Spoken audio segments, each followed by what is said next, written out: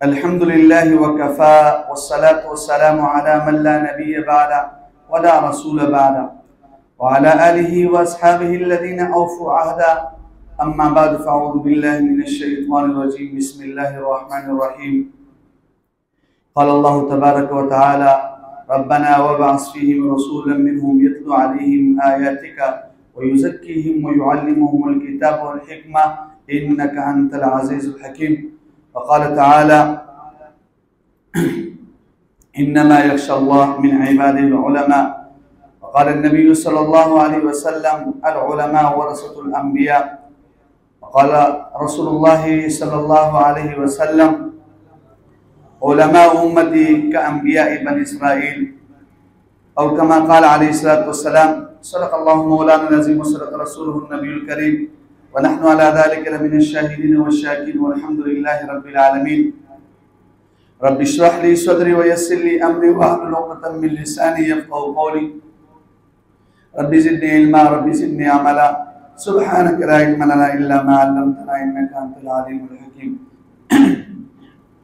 मोहतरम हाज़रीन व सामीन हज़रात, आपके सामने मैं एक मौजू रखना चाहता हूँ।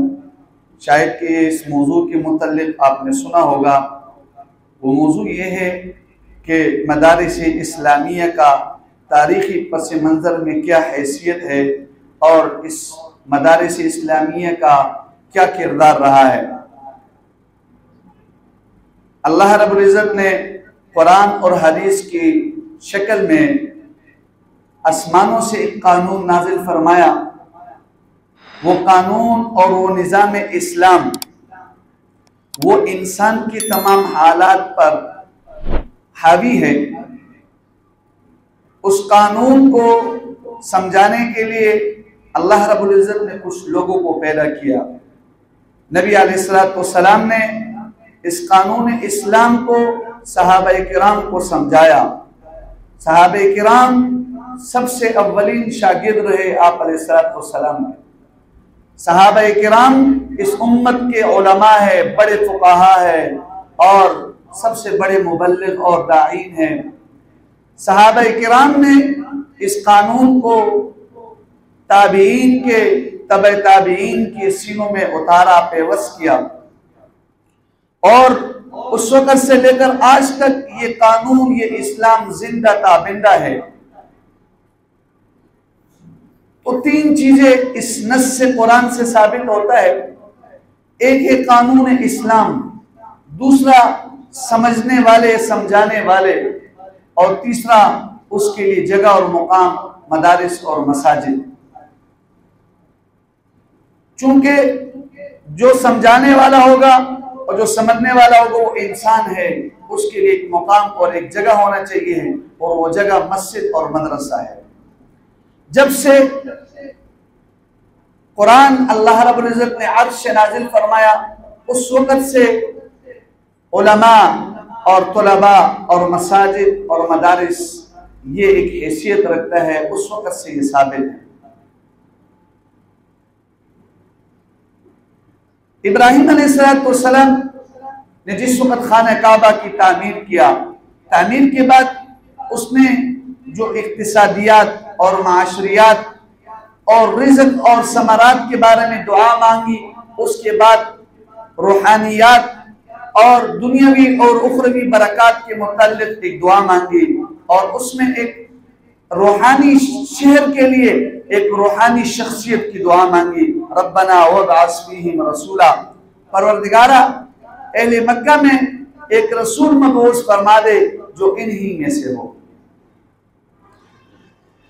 वबअस फ़ीहिम रसूलन मिनहुम, ये फ़ीहिम और मिनहुम ये इस बात की तरफ इशारा करता है कि वो पैगंबर इन्हीं में से हो और इन्हीं इंसानों में से हो।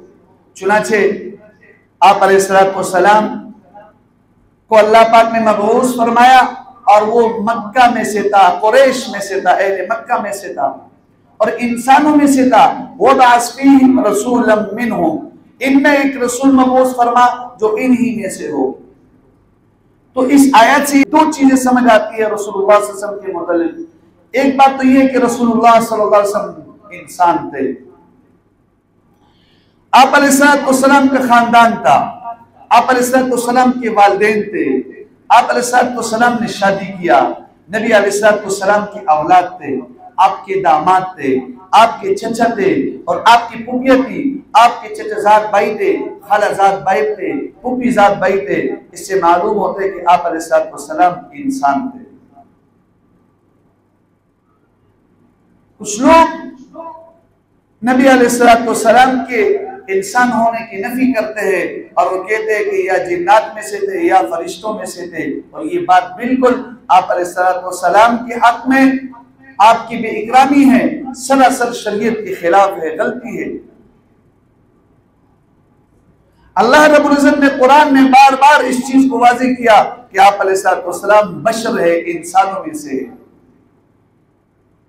और ये लोग कहते हैं कि ये आप अलैहिस्सलाम बशर नहीं है, नूर है।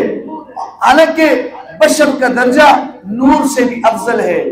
जहां नूरानी मखलूक का इंतहा हो जाते हैं, उनका आगे चलना नापेद हो जाते हैं, तो वहां से बशर की इब्तिदा होते हैं। आप अलैहिस्सलाम अल्लाह रब्बुल इज्जत से आसमानों पर मुलाकात के लिए गए तो नूरानी मखलूक एक जगह पर रुक के उनकी बस होगी, आप अलैहिस्सलाम उससे भी आगे गए। तो कायनात में सबसे अफजल तरीन बशर और इंसान आप अलैहिस्सलाम है। आप अलैहिस्सलाम सय्यदुल अव्वलीन वल आखिरीन है। अल्लाह रब्बुल इज्जत के बाद मखलूकात में, अल्लाह रब्बुल खालिक के मखलूकात में सबसे अफजल तरीन दर्जा नबी अलैहिस्सलाम का है। आप अलैहिस्सलाम ने बार बार कहा कि मैं बशर हूं। अहादीस मुबारक से साबित है कि बशर है, और कुछ लोग कहते हैं कि बशर कहना ये आप अलैहिस्सलाम को कुफ्र है, गलत कहते हैं, शरीयत के खिलाफ कहते हैं। फुक़हा ने लिखा है कि अगर एक आदमी दूसरे आदमी को कहे कि आप अलैहिस्सलाम बशर है या नूर है, और वो जवाब में कहते हैं कि मुझे मालूम नहीं है, तो ये काफिर हो जाते, मुसलमान नहीं है। इसी वजह से उलमा लिखते हैं कि आप अलैहिस्सलाम का नाम, आपके वालिद का नाम, कम से कम दादा के नाम मालूम होना चाहिए। आप अलैहिस्सलाम का नाम मोहम्मद है, वालिद का नाम अब्दुल्ला है, दादा का नाम अब्दुल मुत्तलिब।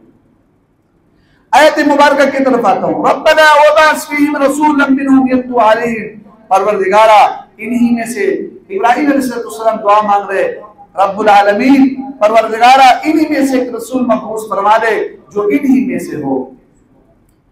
उस बेसत के मकासिद, चार मकासिद, यतलू अलैहिम, जो इनके ऊपर तुम्हारे आपकी आयतों को तिलावत करे, कुरान की तिलावत करे। लिहाजा कुरान का पढ़ना बहुत जरूरी है, लाजमी है, और इस पर बहुत बड़ा अजर है। नंबर 2, वयुअल्लिमुहुमुल किताब, के उनको आपकी किताब सिखाए, तालीम करें। इस पर बाद में बात करता हूं। वल हिकमत, तीसरे नंबर पर हिकमत सिखाए। हिकमत से मुराद दायनाई है, नबूवत के उलूम है।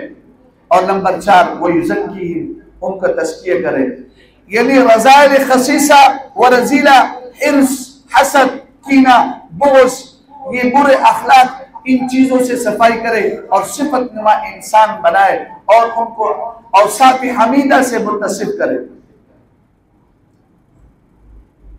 जो दूसरे नंबर पर बेसत है, मकसद है वो युअल्लिमुहुमुल किताब। इस पर चंद निशानदेही करता हूं कि नबी अलैहिस्सलाम के जो बासत के मकासद थे, वो युअल्लिमुहुमुल किताब, परवरदिगारा इनको किताब की तालीम दे। वो युअल्लिम, इस मुअल्लिम से मालूम होता है कि आप अलैहिस्सलाम मुअल्लिम है, और कुरान के लिए मुअल्लिम का होना जरूरी है। जो किताब, जो कानून आसमानों से अल्लाह रब्बुल इज्जत ने नाज़िल फरमाया, उसके लिए पहले मुअल्लिम को भेजा। और हुम ज़मीर मर्जे है शागिर्दों की तरफ, तालिब इल्म की तरफ, कि किताब किसको सिखाए, इनको सिखाए। तो दो चीजें होगी, एक मुअल्लिम और दूसरा मुतअल्लिम, तालिब इल्म। और तीसरी चीज है किताब, कि इनको किताब सिखाए, कुरान सिखाए। और निजाम तालीम की तरफ इशारा है। और छोटी चीज है, इंसान है, पढ़ाने वाला भी इंसान, पढ़ने वाला भी इंसान, तो उसके लिए बैठने का एक जगह होना चाहिए, मुकाम होना चाहिए, और वो बैठने की जगह मस्जिद या मदरसा है। लिहाजा ये पांचों चीज इस नस से, आयात मुबारका से, इस नस से, कुरानी से साबित है। उस्ताद, मुअल्लिम, तालिब इल्म, निजाम तालीम, मदरसा और मस्जिद। लोग कहते हैं कहां से मसाजिद का सबूत है? उस वक्त से मसाजिद का सबूत है। कहां से मदरसे का सबूत है? उस वक्त से मदरसे का सबूत है जिस वक्त से अल्लाह रब्बुल इज्जत ने कुरान का नुज़ूल फरमाया। उस वक्त से मुअल्लिम और तालिब इल्म, उस्ताद और शागिर्द का सबूत है। चुनाचे नबी अलैहिस्सलाम ने मक्का मुकर्रमा में सबसे पहले जो मदरसा, दीनी मदरसा कायम फरमाया खुद, वो दारे अरकम बिन अबी अरकम, एक सहाबी के घर में मदरसा कायम फरमाया और यहाँ पर कुरान की तालीम देते थे, दीन की तालीम देते थे, लोगों को दीन सिखाते थे।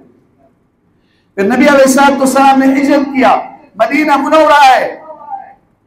मदीना मुनव्वरा के बाद नवाही इलाके में आप अलैहिस्सलाम ने एक जगह पर मुकाम किया, ठहराव किया, 11 दिन ठहरे, वहां पर एक मस्जिद की बुनियाद डाली, मस्जिद कुबा। ये फजीलत के एतबार से इस्लाम में चौथे नंबर पर मस्जिद है। सबसे पहले बैतुल्लाह, नंबर 2 मस्जिद नबवी, नंबर 3 मस्जिद अक्सा, चौथे नंबर पर मस्जिद कुबा है। लेकिन तामीरी एतबार से इस्लाम में सबसे पहली मस्जिद है और अमारत इस्लामिया में इसको एक मुकाम मिला और एक बुनियादी हैसियत इसको दिया गया।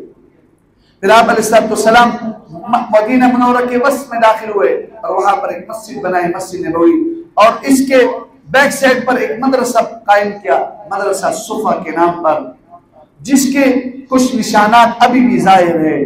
जो लोग उम्रा और हज के लिए जाते हैं वहां पर वो मुकाम देखते हैं। मस्जिद नबवी रोज़े मुबारक के पीछे बिल्कुल थोड़ी सी उभरी हुई जगह है। तो ये दूसरा मदरसा नबी अलैहिस्सलाम ने कायम किया असुफा के नाम से। यहाँ पर 80 तालिब इल्म कम से कम, और जब ज्यादा हो जाते थे 300 तक पहुंच जाते। ये वो तालिब इल्म थे जो आप अलैहिस्सलाम से अहादीस और कुरान के उलूम सीखते थे, लेकिन इसके साथ साथ अगर सरहदात करीबा की तरफ अगर जरूरत पड़ती तो ये जिहाद के लिए भी जाते। फिर नबी अलैहिस्सलाम दुनिया से रुखसत हो जाते हैं और फुतुहात का जमाना शुरू हो जाता है। शाम जब फतह हो जाता है तो दमिश्क के अंदर अबू दर्दा रज़ियल्लाहु ताला अन्हु ने तीसरा मदरसा इस्लाम का खोला दमिश्क की मस्जिद में, और यहां पर 400 तलबा एक वक्त में इल्म हासिल करते हैं। फिर अबू मूसा अशअरी रज़ियल्लाहु ताला अन्हु इस तरह मदरसा खोला। वो 400 तलबा को इस तरीके से पढ़ाते थे कि 50-50 की टोली बनाते, 50 को पढ़ाते, फिर दूसरे उनके ऊपर निगरान मुकर्रर करते, फिर दूसरे 50 को, और फिर उनके ऊपर खुद निगरानी करते। जो तीसरे मरहले में शाम का इलाका फतह हुआ तो ये अफ्रीकी ममालिक का दरवाजा था। अफ्रीकी ममालिक तक दीन पहुंचाना, यही शाम एक जरिया बन गया। यहाँ पर एक दरवाजा था, यानी अफ्रीकी ममालिक तक जाने के लिए। तो ये जो मदरसा था ये दीनी मदरसा भी था और एक मास्कर भी था, ट्रेनिंग सेंटर भी था। यहाँ पर मुसलमान और सहाबा, ताबीन और तब ताबीन आकर ट्रेनिंग करते और फिर जिहाद के लिए भी जाते और दीन सिखाने के लिए अफ्रीकी ममालिक की तरफ जाते। तो ये अफ्रीकी ममालिक में दीन यहाँ से फिर फैला। फिर जब फारिस फतह हुआ तो बगदाद के अंदर अब्दुल्लाह इब्न मसूद रज़ियल्लाहु ताला अन्हु ने चौथे मदरसे का इस्लाम में बुनियाद रखा, मदरसा अब्दुल्लाह इब्न मसूद के नाम से। यहाँ पर इन्होंने ताबीन, तब ताबीन, तश्तगान उलूम को उलूम नबविया से सैराब कर दिया, और ये एक मास्कर भी था, एक ट्रेनिंग सेंटर भी था।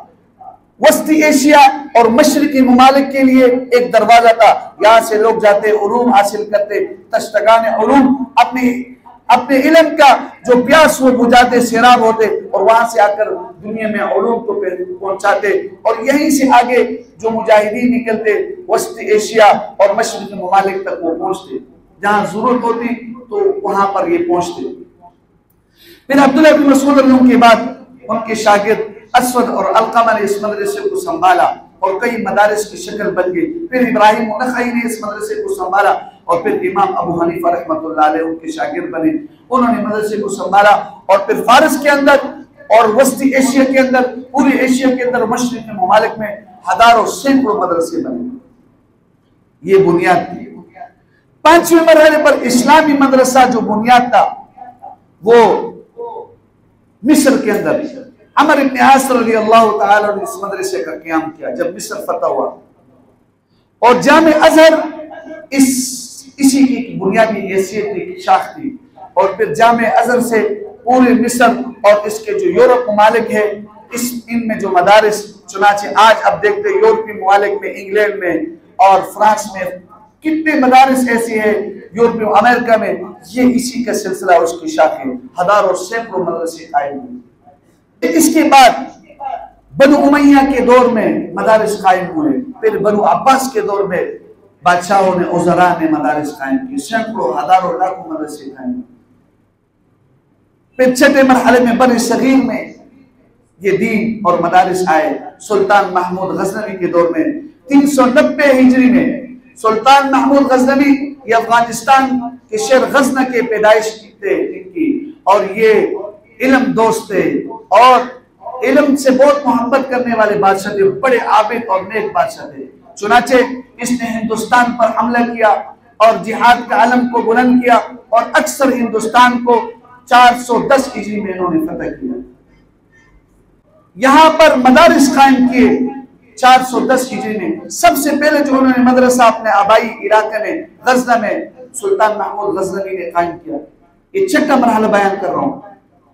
फिर बर्री सगीर में 200 साल गजनवी हुकूमत रही और इस 200 साल में इन्होंने कई सैकड़ों हजारों मदरसे कायम किए। 580 हिजरी के आखिर में इनका जो आखिरी बादशाह था उसको सुल्तान शहाबुद्दीन गौरी ने शिकस्त दिया। फिर सुल्तान शहाबुद्दीन गौरी का दौर हुकूमत आया और उसने मदारिस कायम किए, बेशुमार मदारिस कायम किए। और उस वक्त के जो वज़ारा थे और जो सलातीन थे, बादशाह थे, उन्होंने भी कई मदारिस जो है कायम किया। चंद मदरसों की निशानदेही आपके सामने रखता हूं। इन मदरसों को उन्होंने कायम किया बर्र सगीर के अंदर। सुल्तान शहाबुद्दीन गौरी ने मदरसा कायम किया मदारिस अजमेर के नाम से। ये 600 हिजरी का वाक़या बयान कर रहा हूं। फिर उसके बाद कई मदारिस कायम हुए। शहाबुद्दीन गौरी के बाद सुल्तान शमसुद्दीन अल्तमश आया, उसने भी कई मदारिस कायम किए। फिर दिल्ली के अंदर उसने मदरसा कायम किया। फिर उसके बाद मदरसा, मशहूर मदरसा नासिरिया, उसने दिल्ली के अंदर कायम किया। फिर सुल्तान अलाउद्दीन खलीजी आया, उसने कई मदारिस कायम किया। मशहूर मदरसा उनका मकबरा दिल्ली के नाम से मशहूर है। फिर सुल्तान मोहम्मद अत-तगल्लुक का दौर आया और उसने दिल्ली में कई मदारिस कायम किया। अत-तगल्लुक मदरसा मशहूर है। फिर सुल्तान फिरोज शाह का दौर आया, उसने भी कई मदारिस कायम किया। मदरसा फिरोज शाह ये बड़ा मशहूर है। फिर मुख्तलिफ बादशाह आते रहे और वो मदारिस कायम करते रहे।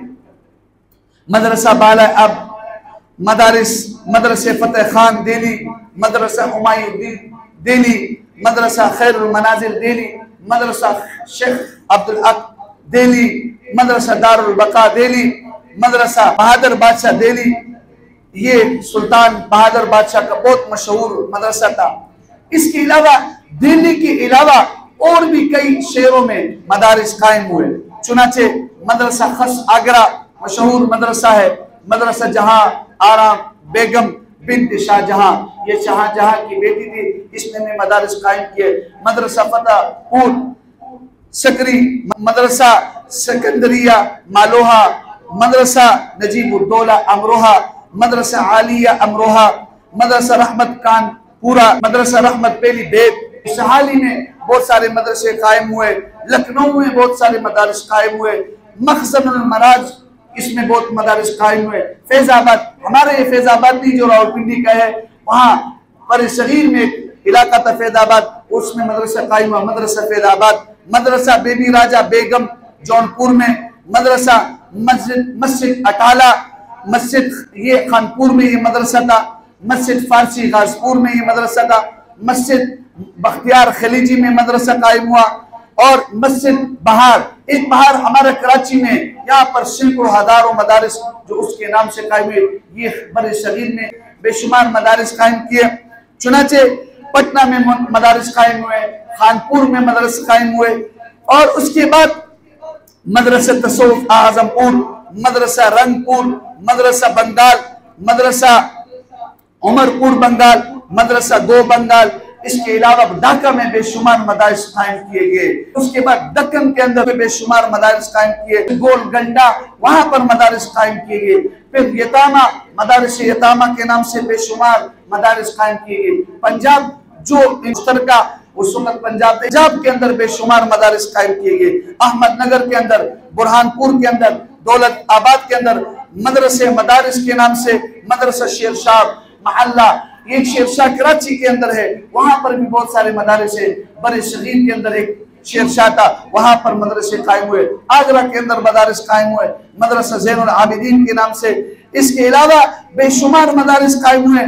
चुनाचे एक मशहूर मदरसा, मदरसा तालीमुन निसा, मदरसा औरतों का था, बनात का मदरसा था। लाखों और हजारों औरतों ने यहाँ पर उलूम हासिल किया। और इसके अलावा उस जमाने में बेशुमार बादशाहों ने मदारिस कायम किए, बेशुमार वज़रा ने कायम किए। चुनाचे पंजाब के अंदर मदरसा वजीर खान, लाहौर के अंदर अभी भी है, ये मुत्तहिद हिंदुस्तान के वक्त ये मदरसा कायम हुआ। मदरसा सियालकोट, आलमगीर औरंगजेब बादशाह के जमाने में ये मदरसा कायम हुआ। मदारिस कश्मीर के नाम से बेशुमार मदारिस कायम हुए। कश्मीर के अंदर मशहूर मदारिस है, उनमें से मदरसा हुसैन शाह, हाँ कश्मीरी। गुजरात के अंदर जो हिंदुस्तान के अंदर एक शहर है, वहां पर बेशुमार मदारिस कायम हुए। मदरसतुल उलमा के नाम से, शेखुल उलमा के नाम से, वजीहुद्दीन के नाम से, हुसामुद्दीन के नाम से, मोहम्मद बिन कासिम के नाम से, ये शेख उस्मान के नाम से, ये गुजरात में बेशुमार मदारिस। हिंदुस्तान के मशहूर शहर सूरत में जो है ना मदारिस कायम हुए। लेकिन हर तरक्की के बाद इन्हितात होता है। जिस तरक्की के बाद क्या होता है, इन्हितात होते, उतरना होता है। जिस वक्त सल्तनत उस्मानिया टूट गया तो मुसलमान शुतर बेमुहार रह गए, बेयार और मददगार रह गए। जैसे बाकी शोबों पर उन्होंने क्या किया, कब्जा किया, हर शोबे को खत्म किया, इसी तरह इन मदारिस के शोबों को उन्होंने खत्म किया। चूंकि ये मदारिस कायम थे बादशाहों की वजह से, वज़राओं की वजह से। जब वो बादशाह खत्म हो गए तो ये फिर मदारिस भी खत्म हो गए। सल्तनत उस्मानिया के बाद जब अंग्रेज ने 1901 हिजरी में अंग्रेज ने बरसगीर में कदम रखा तिजारत के नाम से कि हम तिजारत करेंगे, और आहिस्ता आहिस्ता बरसगीर पर, हिंदुस्तान पर इन्होंने कब्जा जमा दिया। और 1818 में मुकम्मल तौर पर इन्होंने कंट्रोल हासिल किया। तो फिर जैसे और इस्लाम और दीन की दुश्मन थे, बाकी चीजों को खत्म किया, तो इसी तरह मदारिस को खत्म किया, उलमाए किराम को शहीद करने लगे। उस वक्त जो सरकारी जुबान था फारसी जुबान, जो बड़ा मशहूर था, सबसे पहले फारसी जुबान को खत्म किया, कुतुब को जलाया, उलमा को शहीद किया और इस्लामी अदालतों को खत्म किया। तो उस वक्त अंग्रेज के खिलाफ सबसे पहले जो जिहाद का आलम उठाया तो मुजद्दिद अल-फिसानी ने इस आवाज को उठाया। और फिर 1857 की जो है ना जंग हुआ, और उसके बाद हज़रत शाह वली रहमतुल्लाह अलैह ने, फिर उसके सिलसिला चलता रहा, मुसलमानों को भी शिकस्त हुआ, बड़े उलमा इसमें शहीद हुए। फिर हज़रत मौलाना कासिम नानोती रहमतुल्लाह अलैह ने मुसलमानों की सकाफत बाकी रहे और मुसलमानों का नाम बाकी रहे। चूंकि खिलाफत उस्मानिया भी खत्म हो गया था, सल्तनत उस्मानिया टूट गया था, तो मौलाना कासिम नानोती रहमतुल्लाह अलैह ने दारुल उलूम देवबंद बुनियाद रखा, दारुल उलूम देवबंद का बुनियाद रखा, और इस मदरसे का नाम दारुल उलूम देवबंद रखा। ये मदरसा इस्लामिया था। चुनाचे इस मदरसे में उलूम तस्तगान को उलूम दीनिया से सैराब किया जा रहा था, और इसके साथ साथ एक मस्कर और ट्रेनिंग सेंटर भी था, ताकि यहाँ से मुजाहिदीन तैयार हो और अंग्रेजों के खिलाफ जिहाद के आलम को बुलंद किया जाए।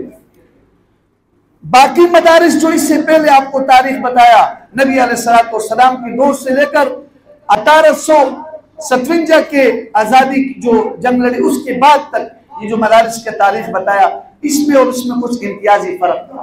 इम्तियाजी फर्क ये था कि ये मदरसा ये अवामुन्नास के रहम करम और उनके ताउन से ये चल रहा था, किसी बादशाह या किसी आदमी के ज़ेर तसर्रुफ नहीं था। क्योंकि जब बादशाह खत्म हो जाते तो मदारिस भी खत्म हो जाते। तो ये मदरसा अल्लाह के एक मदद से कायम था, ताकि ये मदरसा किसी का मोहताज ना हो और यहाँ से एक आज़ादाना इल्म हासिल किया जाए और आज़ादाना तौर पर इस इल्म को दुनिया के कोने कोने तक पहुँचाया जाए। चुनाचे इसी तरह हुआ, वहाँ से मदरसे से उलमा और तुलबा पैदा हुए, पूरी दुनिया में पहुँचाया। चुनाचे अफगानिस्तान में आपको मदरसे नजर आ रहे, पाकिस्तान में मदरसे नजर आ रहे, बांग्लादेश में मदरसे नजर आ रहे। ये सारे के सारे उस दारुल उलूम देवबंद की ये बरकत है, उसकी शाख है। दुनिया के कोने कोने में आप जाओगे तो आपको दारुल उलूम देवबंद का एक आलिम नजर आएगा और वो दीन को और इस उलूम को दुनिया के कोने कोने तक आते रहे। चुनाचे आज अमेरिका में, आज कनाडा में, आज इंग्लैंड में, आज यूरोप में और अफ्रीकी ममालिक में हजारों लाखों मदरसे हैं। ये उसी दारुल उलूम देवबंद की ये शाख है। अल्लाह पाक ने इस उलूम को आम फरमाया। आप कराची के अंदर देखो कितने मदारिस है, लाखों मदरसे हैं। आप पंजाब के अंदर देखो, खैबर पख्तूनख्वा के अंदर देखो। तो चूंकि ये एक किसी शख्सियत के मातार नहीं थी, किसी बादशाह के मातार नहीं थी, तो इसी तरह उन्होंने आज़ादाना इल्म को आज़ादाना तौर पर जो है ना लोगों तक पहुंचाया। आज मिंबर रसूल पर एक आलिम दीन बरसर आम इस दीन को, इस इल्म को आपके सामने आज़ादाना तौर पर ये बयान करते हैं। ये उसी की खिदमत है। हम लोगों को उन उलमा का और उन मदारिस का शुक्रिया अदा करना चाहिए कि ये दीन और ये इस्लाम आज़ादाना तौर पर हम तक पहुंच चुका है और हमने अपने बच्चों को आगे पहुंचाना है। आज आप देखें मदारिस अरब के जो मदारिस है और बाकी जो मदारिस दीनिया है, इस्लामिया, इसमें बहुत बड़ा फर्क है।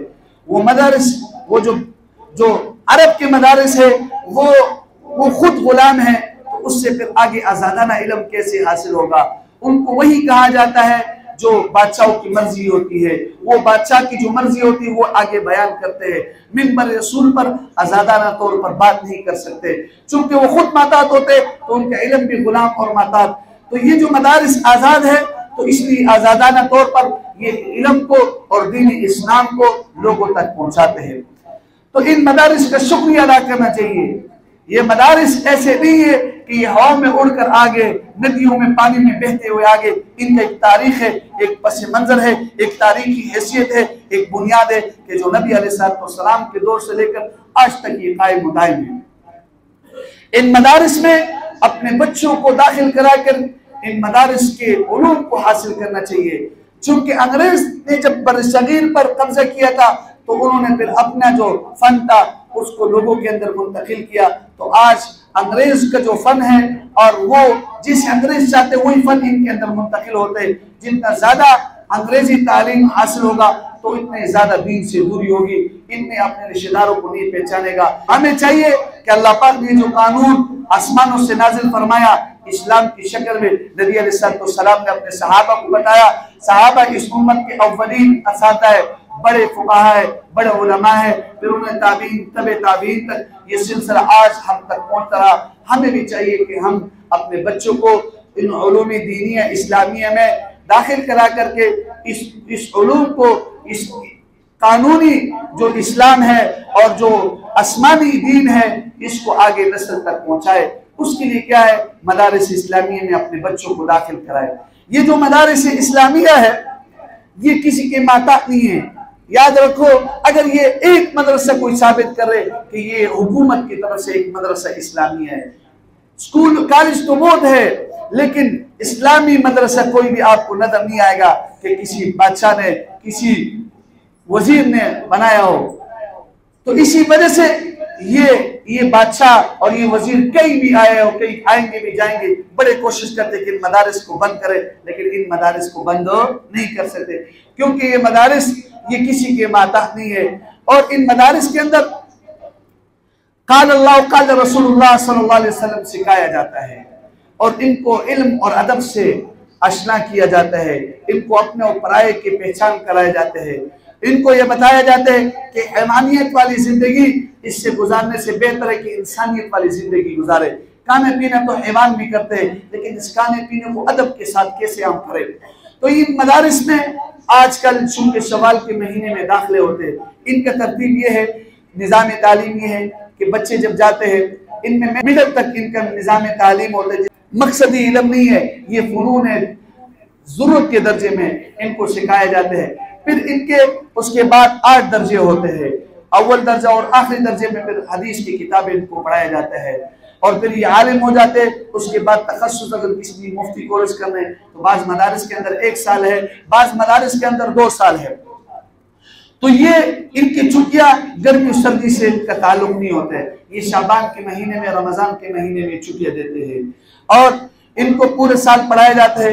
इनका निज़ाम ऐसे होता है कि उस्ताद इनके पास आता है, हर एक तालिब इल्म का हर एक दर्जे का अपना क्लास होता है, उसमें आकर उस्ताद पढ़ाते हैं। या बाज़ जगह ऐसे होते हैं कि उस्ताद बैठा होते हैं, हर दर्जे के तालिब इल्म आते हैं उनके पास जो ना पढ़ने के लिए।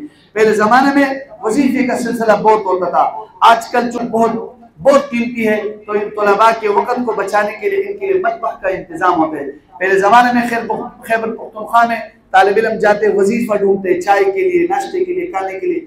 उस वजीफे का दौर खत्म हो गया, हो सकता है कि किसी जगह हो, तो ये इनके लिए बावर्ची होते, खाना भी वो खुद तैयार करते हैं और इनको बाज़ मदारिस के अंदर उनके लिए कपड़े धोने के लिए, कोई ज़रूरत के लिए कुछ और वजीफा भी दिया जाता है और वालिदैन से कोई तनख्वाह नहीं लिया जाता है। उनके रहने का बंदोबस्त, इनके खाने पीने का बंदोबस्त, इनके बिजली का बंदोबस्त मदारिस इस्लामिया की जिम्मेदारी होती है। इसके 2 तरीके होते हैं, बाज़ जगह तो ऐसे होता है कि मोहतमिम वो आलिम होता है और खुद ही इस मदरसे को संभालते हैं, जब मोहतमिम दुनिया से रुखसत हो जाते हैं तो उसका बेटा या भाई संभालते हैं।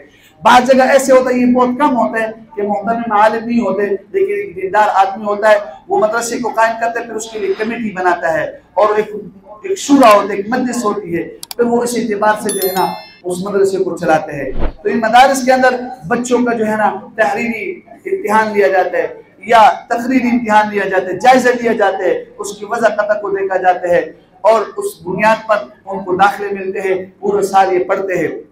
और इनमें उलूम हदीस को, कुरान को सीखने के लिए फिर उनको कुछ फुनून पढ़ाए जाते हैं, जो उसके उलूम के लिए क्या होता है, वो आलिया होते हैं, आला होता है और फिर ये कुरान हदीस को सीखकर फिर फारिग होते हैं, दुनिया के कोने कोने तक इस दीन को पहुंचाते हैं। हमें चाहिए कि हम अपने मदारिस में, अपने मदारिस इस्लामिया में अपने बच्चों को दाखिल कराएं। इन मदारिस इस्लामिया का ताल्लुक वफाकुल मदारिस से है। ये मौलाना मुफ्ती महमूद असद और अल्लामा यूसुफ बन्नूरी रहमतुल्लाह अलैह ने इसकी बुनियाद रखा था। वफाकुल मदारिस के साथ एक बोर्ड है और एक इंतजाम है और ये बाकायदा तौर पर पेपर देते हैं।